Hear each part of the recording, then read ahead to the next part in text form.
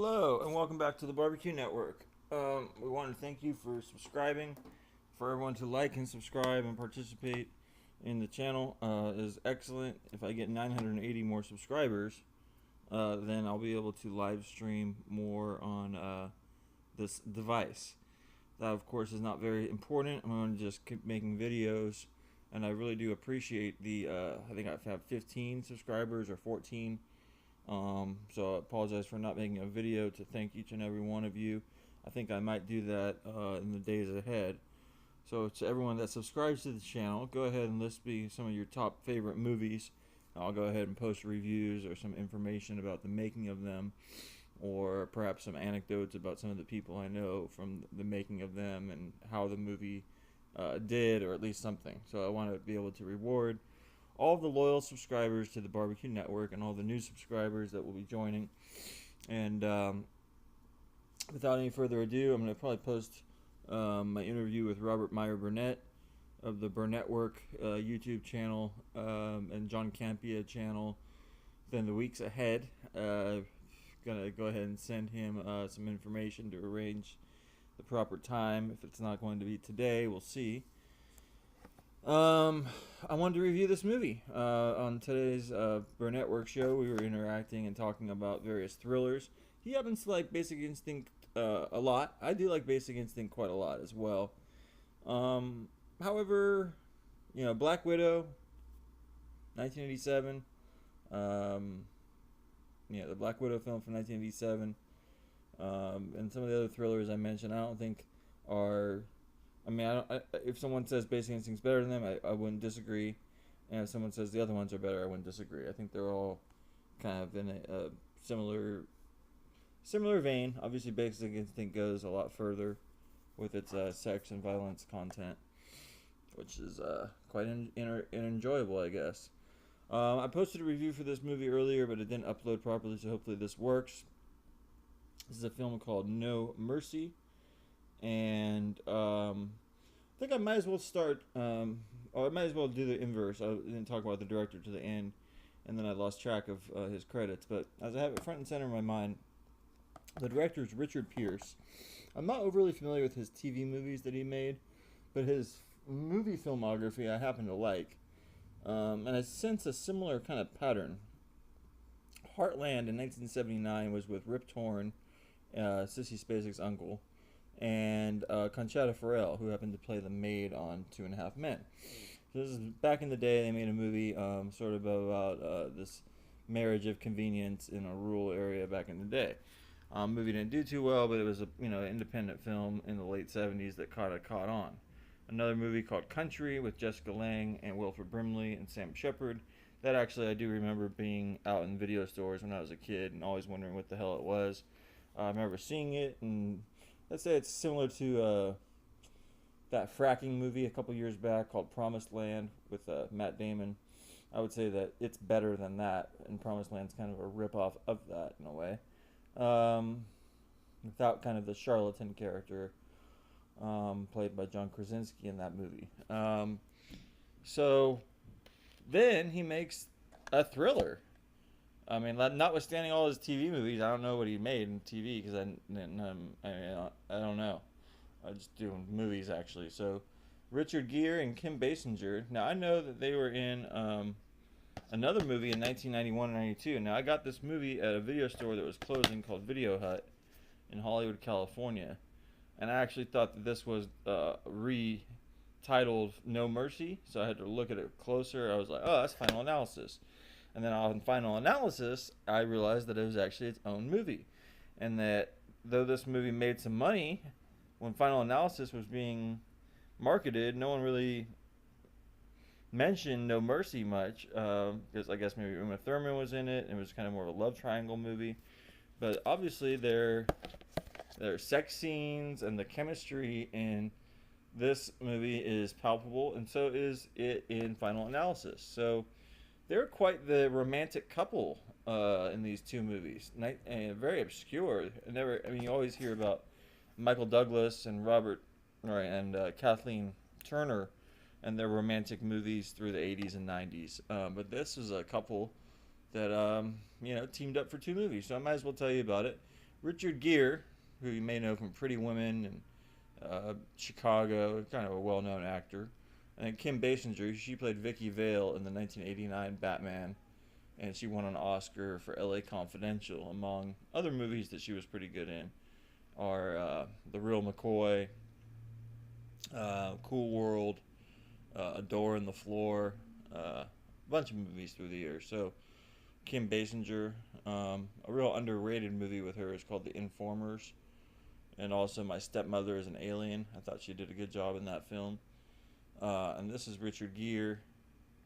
Here, he was just coming off of playing King David, yeah, from the Bible, or the old dude. So this was a role where he's playing a cop. Um, so anyway, as you can see, he's kind of just a typical movie star. His face is made for movies. Like it's got that contours to it, you know. So anyway, Richard Gere and Basinger sizzle in a searing action thriller of passion and murder. No Mercy. Gere stars as Eddie Gillette. So I'm not going to read the whole thing. Basically, there's a great villain in it named Lozado. He's the leader of the violent underworld of New Orleans. He basically has a cult that he bought Kim Basinger when she was young. So it's really malevolent stuff going on in this movie. And they run like this whole underworld, and the rich people in the New Orleans or rural Cajun area, as it says here. And once Eddie Gillette, who's Richard Gere, his partner, is killed, he goes to revenge down there. He's from Chicago. The thing that I want to point out is they're playing stupid at the beginning. They're pretending to be hitmen, and they get in over their head, and then his cop partner gets gutted, and Kim Basinger's the witness.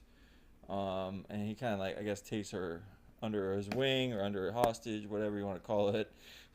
And make sure that she's safe, and also uses her as a bargaining chip to get at this underworld guy named Lozado. So continuing, it's made by D. Constantine Conte. So he made a lot of different movies through this time period, and good genre or action thriller type stuff. And Richard Pierce, his next movie, I believe after this, if I'm not mistaken, is Leap of Faith with Steve Martin, Deborah Winger, Lucas Haas, among many other people. Found that to be a really good movie as well. He definitely, is in his 70s. He's not a director that's talked about too much, but he can get at a story and make it compelling. Like, I just put this movie on just to kind of pass the time before I fell asleep last night, and I did. I'm not gonna lie. I did pass out during it, but I've seen it a million times. So, seeing it again, sucked me into the story. What I have to say about it is, the scenery and the bayou and everything, and me not being too far from the bayou and all this cult activity that they're implying. I don't know how real it is and all that. And also, I would say that Richard Gere's performance, though he's really trying and does a good job, his chemistry with the cop partner is good, but their plan is stupid. But then his plan is even more daring do and bizarre, and his performance is not really all over the place, but it is kind of unchanneled vengeance. And whereas when he plays a cop in Internal Affairs a couple years later, starring Andy Garcia and Richard Gere, obviously, and many other people, Nancy Travis, Billy Baldwin, and Laurie Metcalf, Richard Gere seems really more focused and in tune with that performance and with that role than this. This one, it fits him like a disheveled shirt. Like, look at him here. How this shirt's all, fucked up with him. It fits, but it's not really. He's all dirty or whatever. He's all in the water. It's a tough character for him to wear all the time. And you can see that he's trying to maybe do a little bit too much in a lot of scenes, in my opinion. That being said, I really do enjoy the pace of the film.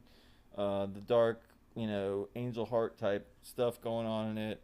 William Atherton from Day of the Locusts, one of my favorite movies, and then also Die Hard, a couple other films. He does a good job in it as well. Also Bruce McGill, who I worked with on the set of Rizzoli and Isles. He's a very proud conservative. Nice to see him play this role. He's kind of playing the small town cop that doesn't really like Richard Gere poking his head around too much. So if you've never heard of No Mercy, it didn't do too well. It came out in the summer of 1986, and I really don't remember it playing in theaters.